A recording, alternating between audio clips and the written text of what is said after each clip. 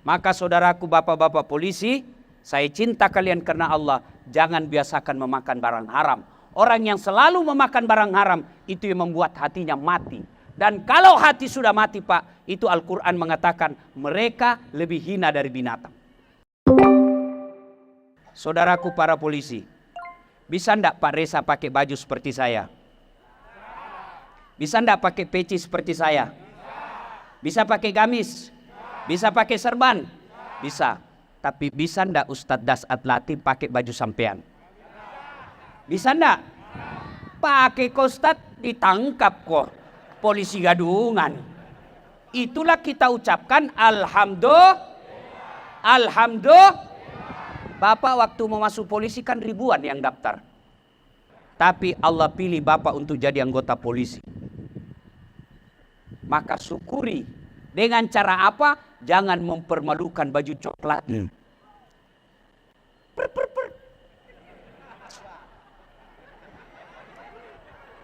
Kau melanggar. Mana SIM-mu? Ini Pak. Kau dalil rambu-rambu. Saya lihat Pak. Kenapa kau langgar? Saya tidak lihat Bapak. SIM. Stnk. Mana semua? Lengkap. Saya tilang kamu. Kenapa Bapak tilang saya? Kau pembohong. Maksudnya apa? Motormu Honda, jaketmu Yamaha. Jangan mempermalukan baju coklatnya Pak. Kalau ada yang macam-macam di jalan, laksanakan tugas. Cuma ini masyarakat juga biasa kalau sudah mau ditangkap, tolonglah Pak. Mohon kebijaksanaannya Pak. Mohon sudah.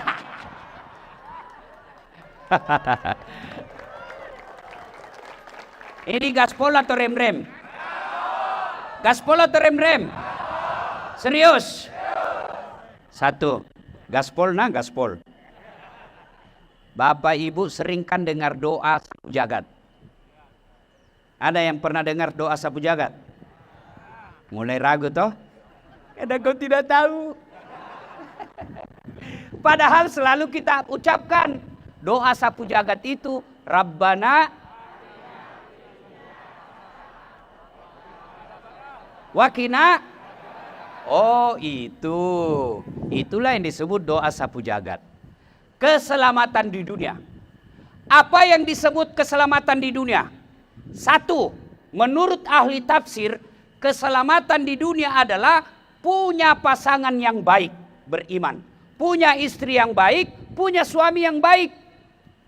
Bayangkan kalau istri kita Pak tidak baik, apa enaknya hidup? Kita baru 30 menit keluar dia telepon, di mana kau? Di mana kau? Saya di lapangan. Bohong. Cepat video call dulu. Kau kasih malu lagi saya ini di kantoran.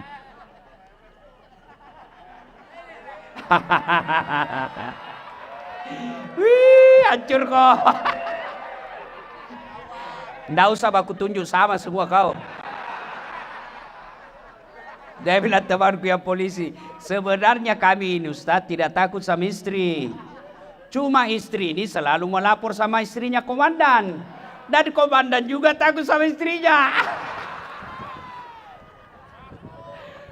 Habis kita Pak. Apa nikmatnya kalau istri kita sangar? Apa hebatnya kalau istri kita kasar? Apa nikmatnya kalau punya suami kasar?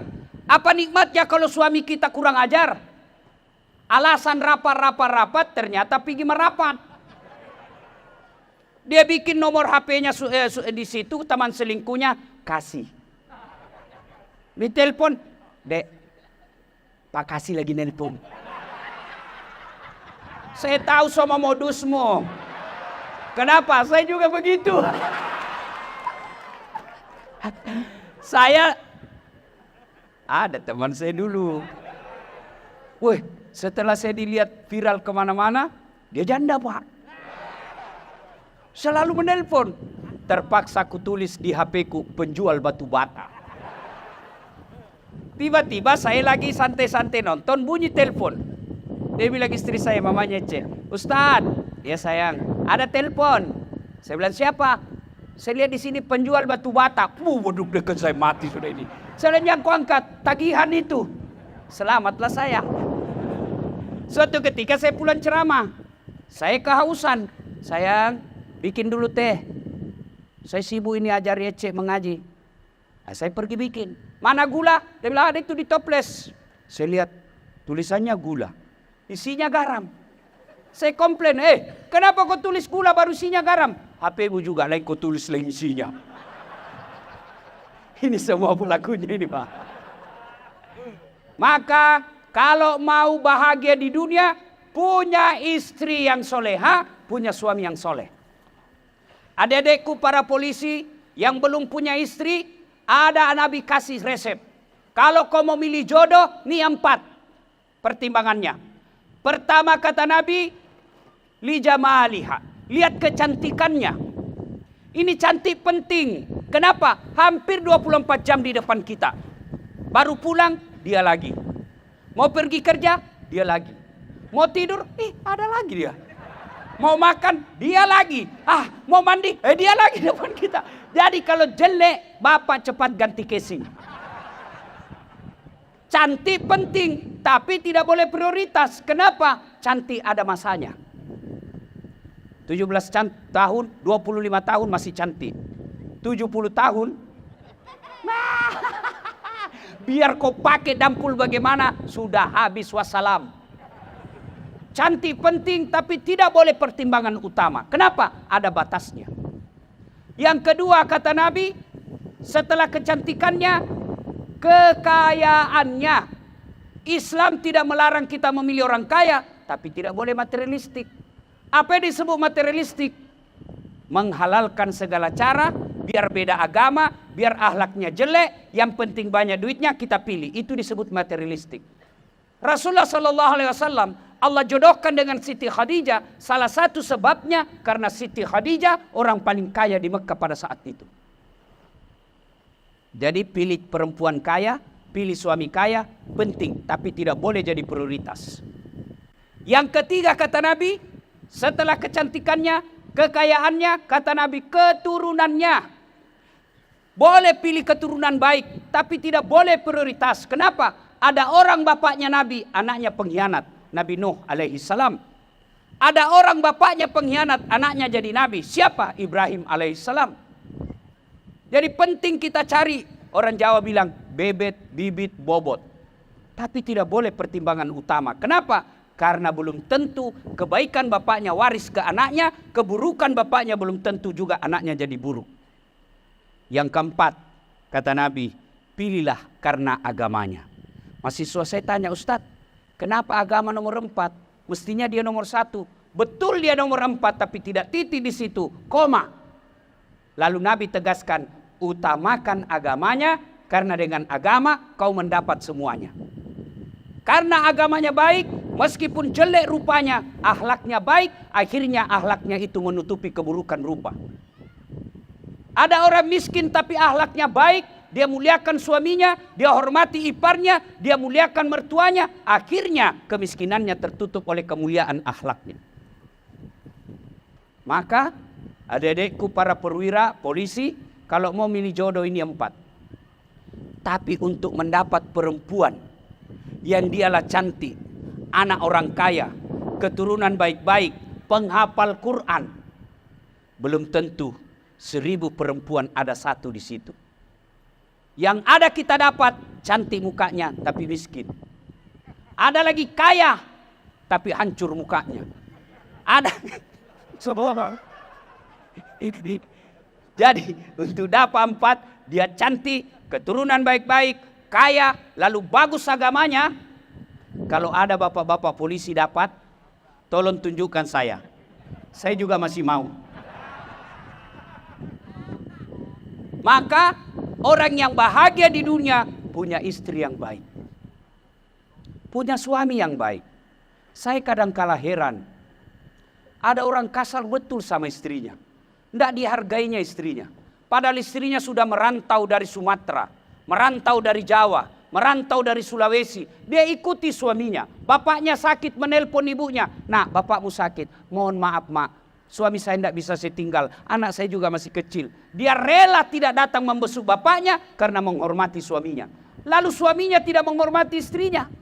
Alasan rapat, ternyata pergi merapat. Hati-hati. Tidak ada keberkahan yang kamu dapat para suami kalau kamu tidak memuliakan istrimu.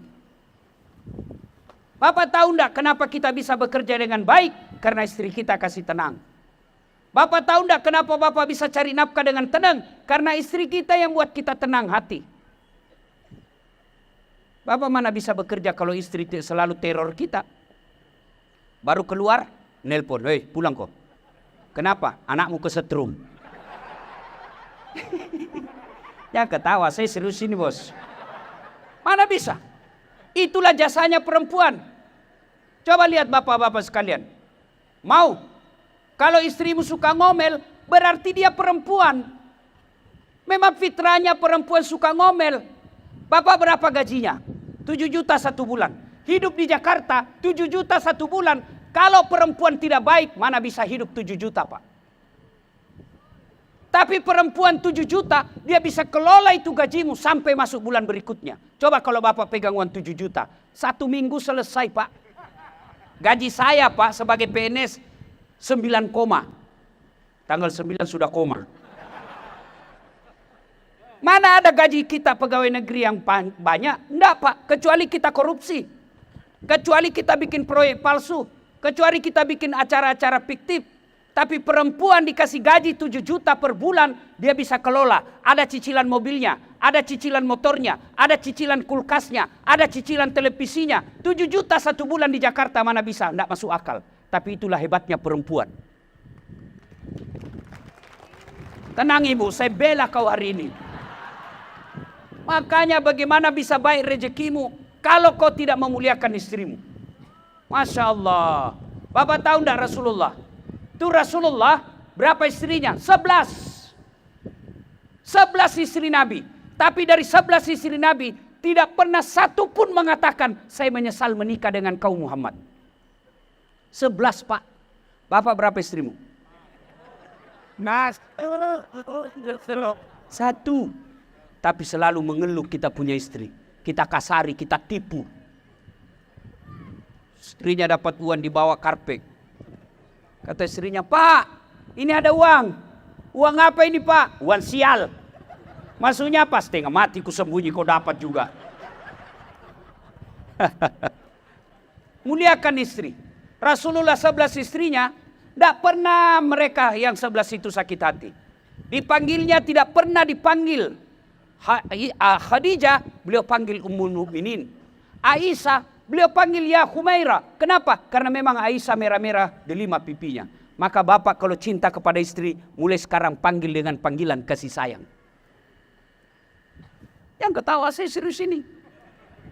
Jangan mentang-mentang istrimu hitam kau panggil Tam. Hitam. Kata istrinya apa PC? Allahu Akbar. Muliakan istri. Itulah sumber kebahagiaan. Hormati suami, itulah sumber kebahagiaan. Kadangkala gaji kita sedikit. Belum lama mutasi.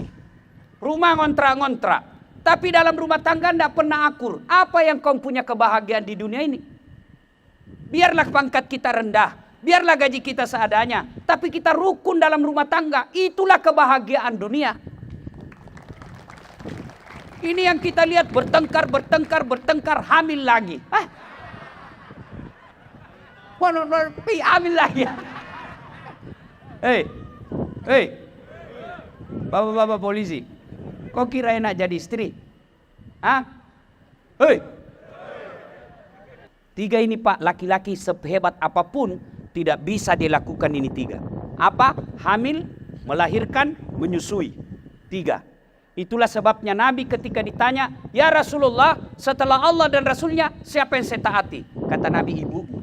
Setelah itu siapa ya Rasul? Ibumu. Setelah itu siapa? Ibumu. Setelah itu bapakmu. Ibu, bapak. Berarti 3 ibu, 1 bapak. Apa maksudmu? Salah paham lagi nih. Memang ini polisi nih. Salah paham lagi. Mana kau berani? Saya tidak takut sama istriku. Cuma istriku lebih berani dari saya. Saya bilang, kamu hebat kau. Ya, kau jadi kangkung. Dia bilang, kamu hebat. Kalau saya istriku harimau. Kamu? Saya kancil Ustaz. Kelinci aja istri saya, tapi saya kangkung. Tiga. Hamil, melahirkan, menyusui. Ibu-ibu masih ingat waktu hamil? Masih? Ada enggak ibu-ibu hamil tidur tengkurap? Ada. Kayak perahu dia kalau tidur tengkurap. Dan berapa lama ibu hamil? 9 bulan 3 hari. Tidak tengkurap Pak, 9 bulan. Bapak 1 bulan aja dia tengkurap, pusing Pak. Itulah hebatnya perempuan. Yang kedua, setelah hamil, melahirkan. Masih ingat waktu melahirkan Bu? Masih? Ada enggak ibu-ibu melahirkan senyum? Ada? Mentang-mentang AKP, melahirkan senyum. Keluar kok nak. Nah, biar dia kombes. Ampun, saya tidak mau lagi saya hamil Pak. Terakhir saya Pak, terakhir. 5 bulan, hamil lagi. Bapak-bapak kalau lihat kalau istri melahirkan, pilihannya hanya 2. Kalau tidak setengah mati, mati sekalian. Dan berapa banyak perempuan wafat melahirkan anaknya. Kita kalau istri mau melahirkan stres, tapi masih merokok. Ada merokok di sini? Ada? Saya doakan sampean berhenti merokok. Kalau ada orang bilang baik aja itu rokok, kalau betul Bapak anggap baik itu rokok, besok Bapak beli rokok 1 bungkus, kasih anakmu setengah, rokok sama-sama di situ. Saya doakan Bapak berhenti merokok. Ya, kadang-kala saya ditanya, Ustadz, kenapa doa saya tidak dikabulkan? Bapak merokok? Iya, itu salah satu sebabnya. Apa hubungannya? Rokok, cari semua fatwa majelis ulama di Timur Tengah. Semua mengatakan rokok haram. Hanya sebagian yang mengatakan rokok makruh karena dia juga merokok. Itu biasa orang merokok kayak orang beleng-beleng.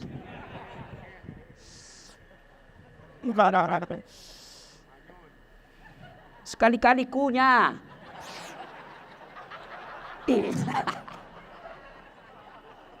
Bapak lihat orang perokok di bandara. Coba lihat orang berokok di bandara Pak. Dikasih masuk kayak bele-bele. Tahu bele-bele? Tempat kecil. Masuklah dia di situ 3 orang. Saling menatap merokok Pak. Saya doakan Bapak yang merokok berhenti. Rokok sekarang mahal Pak. Kali 1 bulan gajimu cuma 7 juta. Itulah yang membuat kau bikin pasal sendiri di jalan. Ada rokok. Ya ketawa, saya serius ini. Saudaraku, berhentilah ambil uang di jalan.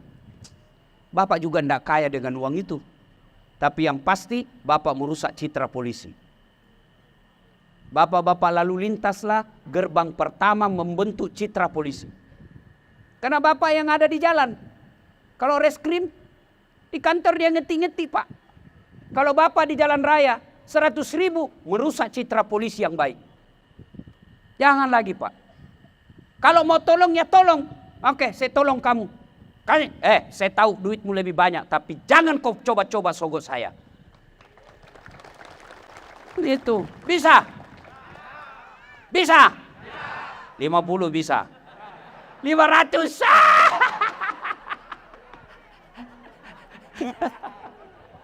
Sudahlah Pak. Yang disogok dan menyogok kata Nabi sama-sama finnar, masuk neraka. Apa yang bisa mencucinya? Hanya api neraka yang bisa mencucinya. Kalian juga warga negara, ini dekat-dekat pilkada. Dekat pilpres. Jangan ambil uang sogok.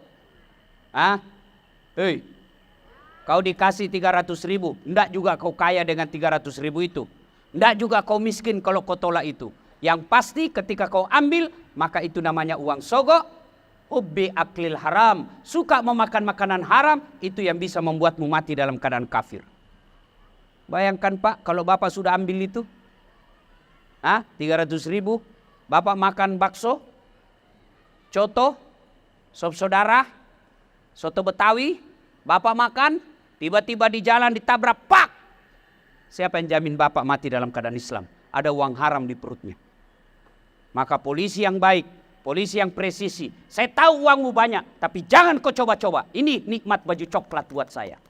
Ini martabat saya. Kau mau hina saya, ku tangkap kau. Itu baru. Ya, saya cinta kalian karena Allah. Angkat martabatnya ini. Biarlah kita pekerja di lapangan, tapi kita tidak pernah memasukkan dalam darah daging kita uang haram. Daripada jadi kombes, jadi jenderal, tapi yang ada mengalir dalam dirinya adalah uang haram. Kalian lebih mulia di hadapan Allah daripada mereka yang tinggi jabatannya tapi nyogok kiri kanan. Tapi lebih hancur lagi, sudah jabatan tidak ada, pangkat rendah, nyonya. Ya, istri yang soleha, suami yang soleh, itulah di dunia hasanah. Ibu juga jangan suka ngomel. Woi, mana tahan kita laki-laki di rumah kalau ibu suka ngomel. Saya kalau istri saya ngomel, oh kalau dia ngomel, saya peluk. Bila kamu di sisiku, hati rasa syahdu. Dia mulai senyum-senyum. Ngomel lagi, saya peluk lagi dari belakang sambil menyanyi. Insaplah wahai bah. Ketawa dia, berhenti dia marah. Makanya ibu-ibu, kau hafal lagu-lagu yang ada dakwah di dalamnya. Cuma ibu-ibu sekarang lagu-lagunya tidak masuk di akal. Putar ke kiri nona, putarlah ke kiri. Apa itu kiri? Kanan, sekalang kanan. Lagu beleng-beleng.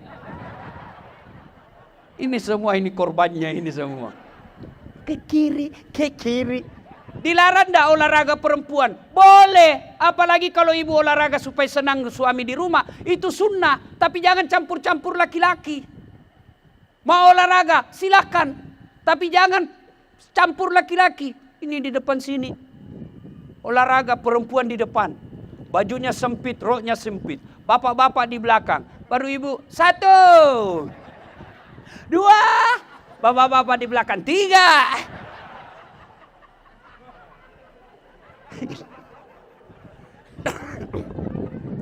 Satu fid dunia hasanah, mereka yang punya pasangan yang baik.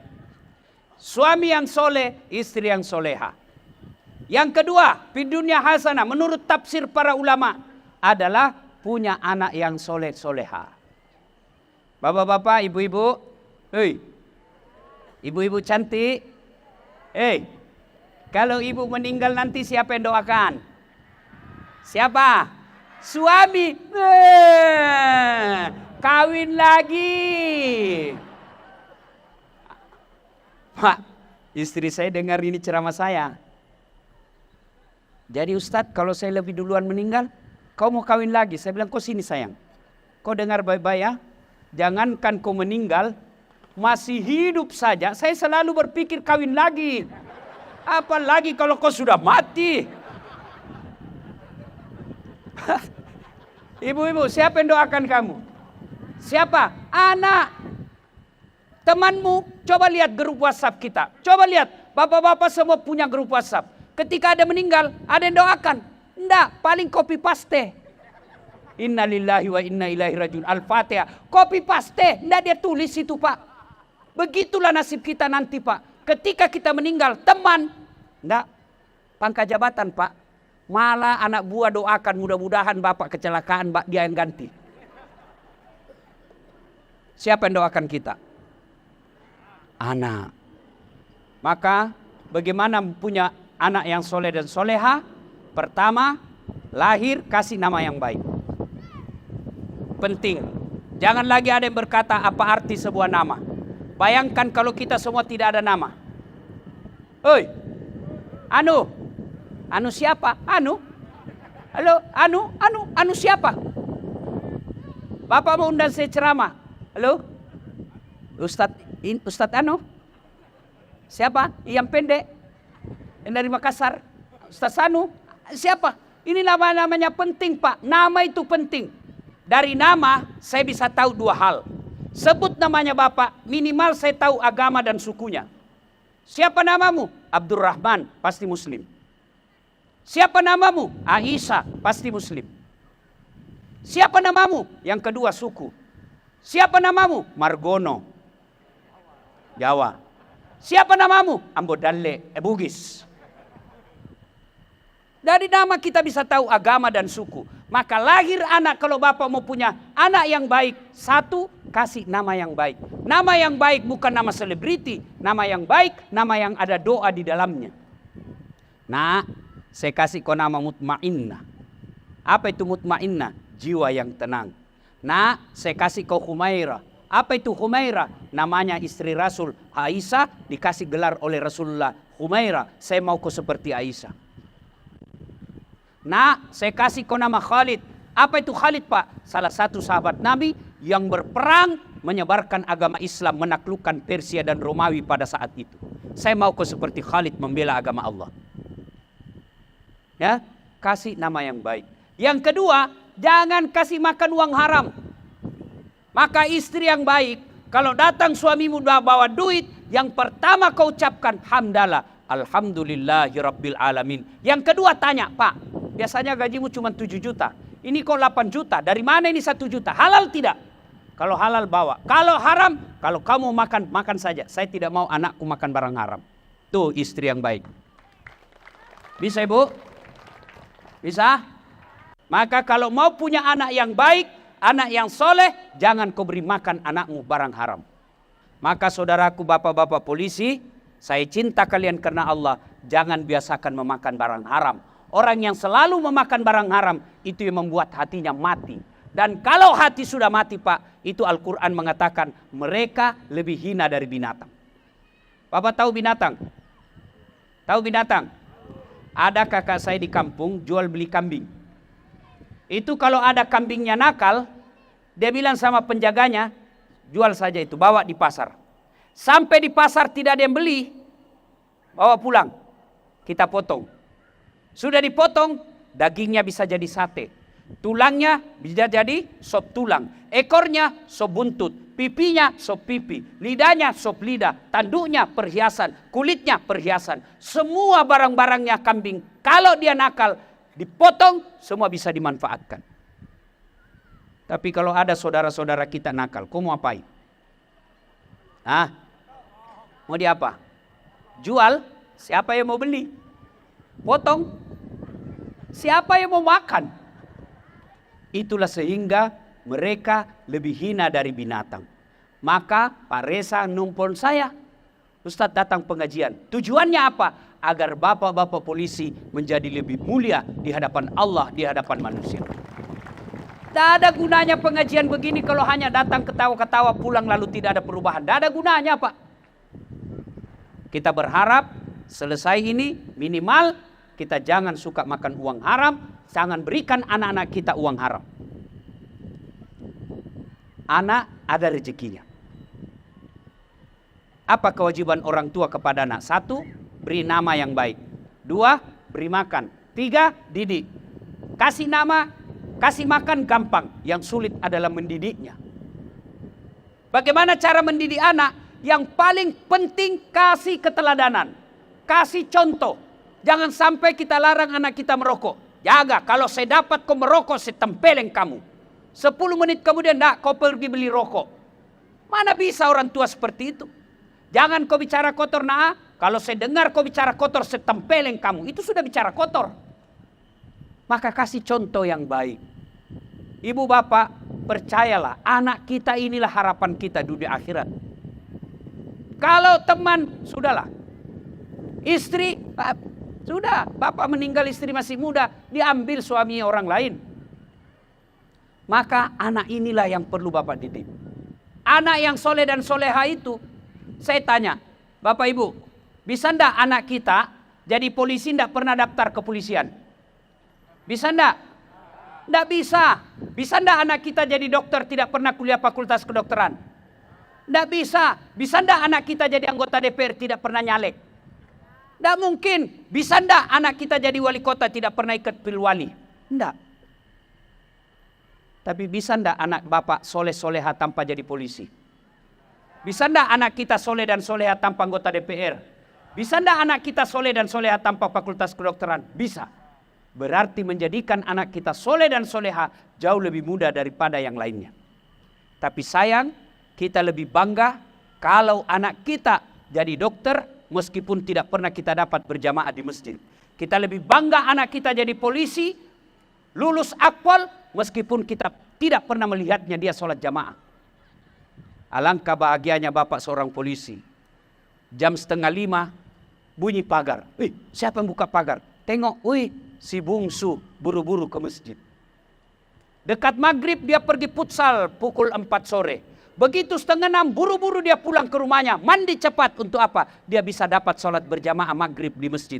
Itu bapak sudah kaya pak. Meskipun pangkat bapak terendah di kantor ini. Percayalah, anak itu yang soleh dan soleha itulah yang membahagiakan kita. Kita kadang-kala bangga kalau anak kita bahasa Inggris hebat. Hebatnya itu Ustaz. Kenapa hebat? Masih SD kelas 1 pintar bahasa Inggris. Apa hebatnya?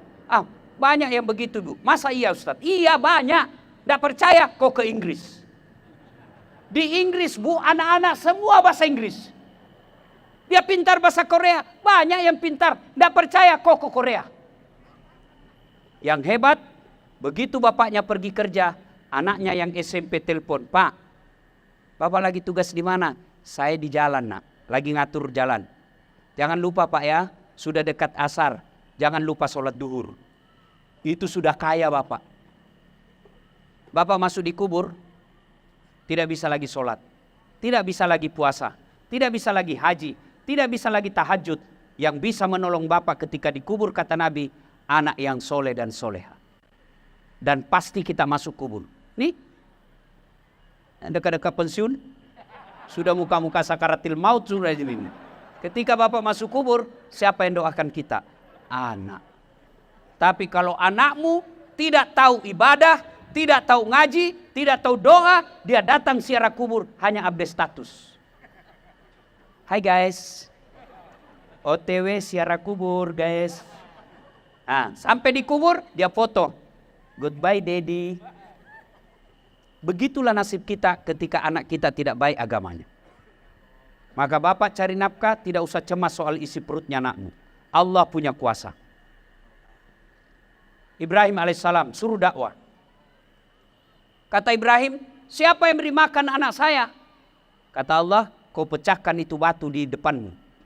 Ibrahim ambil kampak, pecahkan lagi, tak.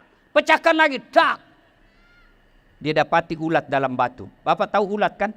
Kata Allah, kau lihat itu Ibrahim. Ulat. Tidak ada tangannya. Tidak ada kakinya. Tidak sarjana.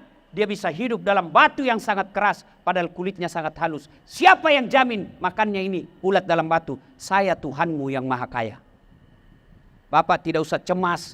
Apalagi sampai ngamakan luan sogok untuk anakmu. Jangan cemas. Anak punya rezeki masing-masing pak. Tidak usah cemaskan. Maka yang paling penting ajarkan agama kepada anak. Percaya bapak pasti pensiun, percaya bapak pasti menemui ajal. Pada saat itu kekayaan kita hanya anak yang soleh dan soleha. Yang ketiga, satu tadi, fid dunya hasanah punya pasangan yang baik. 2 anak yang soleh dan soleha. Yang ketiga, punya harta yang bermanfaat, bukan yang banyak. Harta yang manfaat itu artinya apa? Ada pembangunan masjid, alhamdulillah dia bilang apa? Saya semen 10 sak. Itulah harta yang bermanfaat. Ada lagi pembangunan, saya tegelnya ya 4 meter persegi. Itu hartanya. Itulah harta yang bermanfaat. Harta yang bermanfaat fisabilillah, yang kita telah jalan agama Allah. Jangan terlalu pelit pak. Kenapa hidup saya susah? Karena bapak pelit. Kenapa rumah tangga saya selalu bertengkar? Karena tidak ada tolak bala. Ketahuilah sedekah adalah tolak bala. Ibu-ibu, hei, kau mau jaga suamimu? Sedekah. Jangan kau periksa HP-nya. HP-nya yang dia simpan di meja ada HP cadangan. Di bawah sadel mobil. Kenapa kau tahu Ustadz? Karena saya juga begitu. Sudahlah. Kamu pandai jaga suamimu handphonenya, dia lebih pandai lagi mensiasatinya. Lalu bagaimana caranya? Sholat hajat namanya bu. Selesai sholat hajat berdoa kepada Allah. Ya Allah, Engkau maha melindungi. lindungilah istri suami saya. Jagalah suami saya, Engkau maha menjaga. Ya Allah, hindarkan suami saya dari perempuan-perempuan jahat. Ya Allah, tolak bala, saya ada duit 1 juta. Besok saya bawa ke panti asuhan, tolak bala supaya suami saya terhindar dari wanita jahat. Amin. Tuh. Dan berdoa tidak harus bahasa Arab. Tidak ada kewajiban berdoa sesuai Quran. Tidak. Berdoa kata Nabi, silahkan pakai bahasa ibu. Bu, mau punya suami yang baik, setia hingga akhir. Ini doanya, saya ajarkan Bu. Ayo ikut-ikut Bu. Bismillahirrahmanirrahim.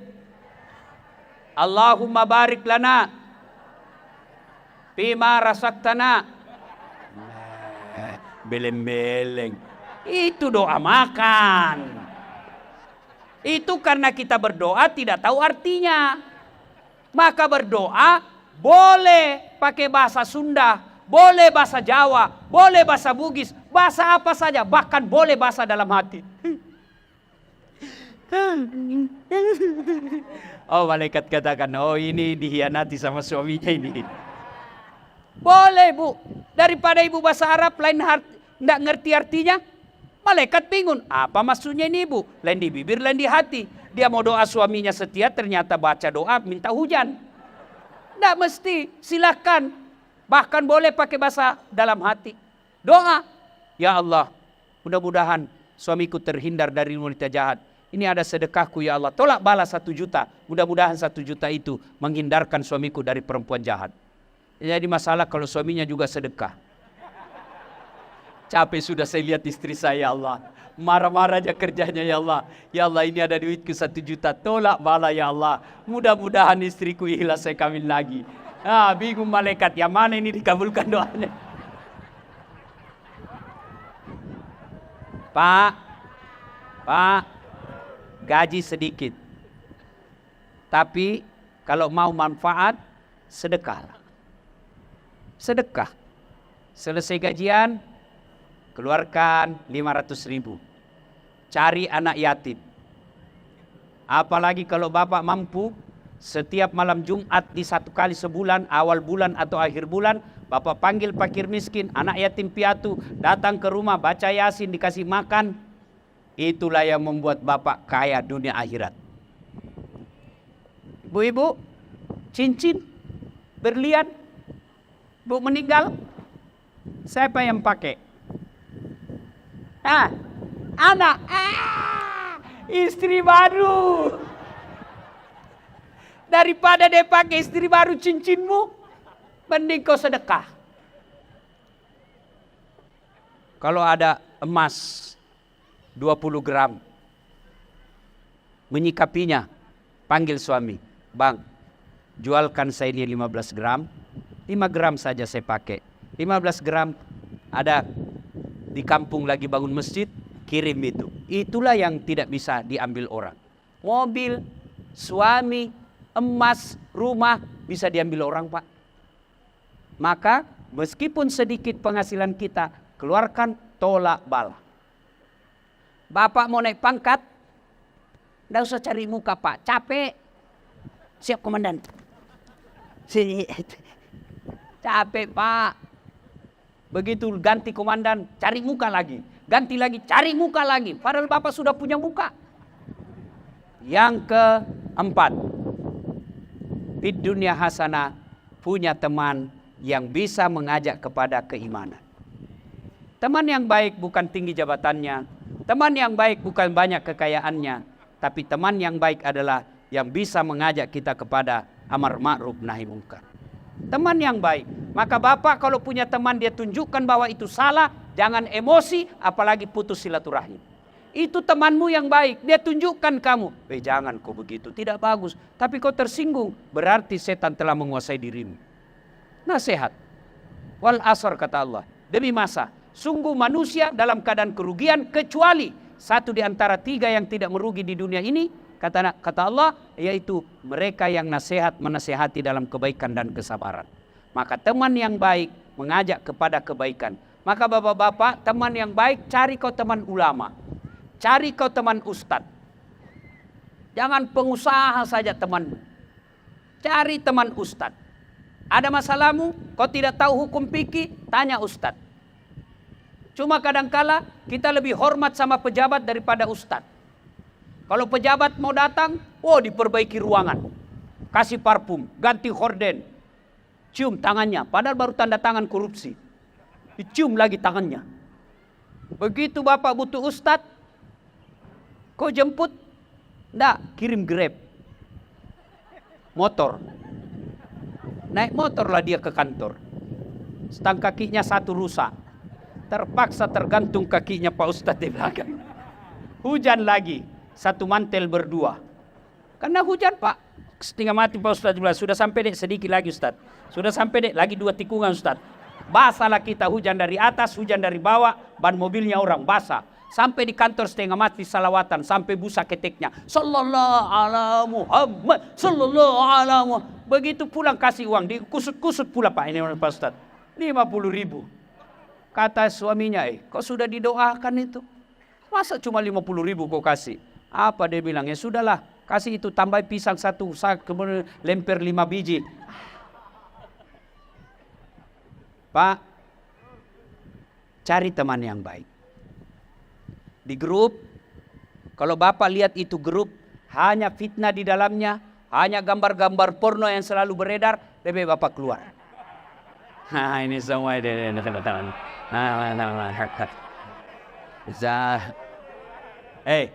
Dengar ya yang suka edarkan gambar-gambar porno ya. Dengar ya, kalau gambar masih bagus Pak, kalau video. Dengar Pak, selama video itu beredar, selama itu Bapak punya dosa. Bapak meninggal, itu dosa masih ditanggung selama itu video beredar terus. Maka meskipun Bapak sudah pensiun bahkan sudah di dalam kubur, masih beredar, Bapak tetap dapat hukuman.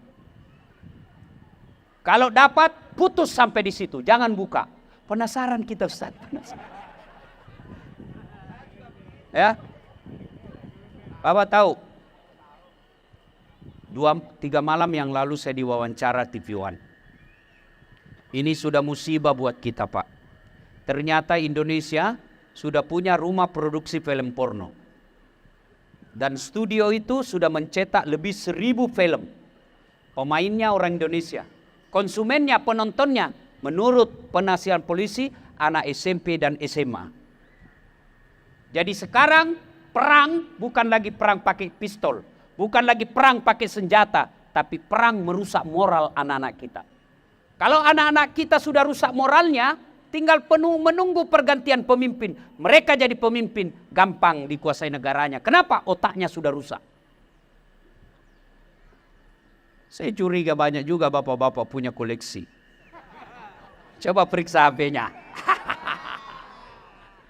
Maka teman yang baik adalah teman yang bisa mengajak pada kebaikan. Bapak ada masalah, tidak ada dosanya, bercerita kepada Ustadz. Ustadz, saya ada mobil nih Ustadz. Katanya harus dikeluarkan zakatnya. Bagaimana mengeluarkan zakat Ustadz? Zakat harta itu 2 syaratnya Pak. Cukup haul dan nisabnya.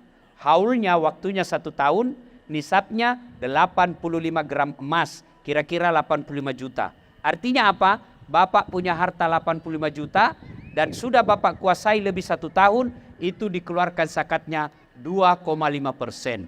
Tidak cukup 3, 2,5%. 97,5 kata Allah ambil semua itu. Maka kalau rumah kita, kenapa ya di rumah ini AC bagus, tempat tidur baik, tapi kok tidak betah di rumah? Salah satu sebabnya Bapak belum keluarkan zakatnya rumahmu. Bapak-bapak yang belum keluarkan zakat rumah, besok hitung zakatnya Pak. Rumah harga 250, 300 juta sampai 500 juta, keluarkan 2,5% dari 500 juta itu. Masih cicilan Ustadz, nanti lunas. Tapi kalau Bapak mau lebih bagus, sebelum lunas sudah dikeluarkan. Mobil, kalau mobil itu pasti ada zakatnya karena tidak ada mobil di bawah harga 85 juta. Sekali dikeluarkan seumur mobil itu, kecuali mobil itu jadi rental. Mobil itu dipersewakan, setiap tahun dikeluarkan zakatnya. Bapak punya rumah kos-kosan, tiap tahun dikeluarkan. Kenapa? Karena itu harta berpenghasilan. Kalau gaji dikumpul 1 tahun, ternyata dikumpul di 1 tahun itu tidak cukup 85 juta, maka Bapak tidak wajib keluarkan zakat. Kalau tidak dikeluarkan zakatnya, maka saya mengilustrasikan, memberikan contoh, air dalam gelas. Itu kan suci, bersih, bisa diminum. Tapi karena tidak dikeluarkan zakat, maka Bapak masukkan ke toilet jari-jarinya. Masuk di toilet, ambil 1 tetes air dari toilet, masuk dalam air gelas yang bersih suci tadi, Bapak mau minum enggak? Mau enggak? Itulah zakat yang 2,5% ketika tidak dikeluarkan mengotori seluruh harta kita. Ibu bapak saudara-saudara sekalian, banyak yang ingin kita sampaikan, tapi waktu jualah yang membatasi kita. Kita simpulkan fid dunya hasanah, kebahagiaan di dunia, keselamatan di dunia, punya pasangan yang baik, punya anak yang soleh dan soleha, punya harta yang bermanfaat, dan yang keempat, punya teman yang bisa menunjukkan kepada kebaikan dan mendekatkan diri kepada Allah. Mudah-mudahan Allah memberikan kemampuan untuk mencapai fid dunya hasanah. Mudah-mudahan ada manfaat, lebih dan kurangnya mohon dimaafkan. Usikum wa nafsi bitaqwallah. Assalamualaikum warahmatullahi wabarakatuh.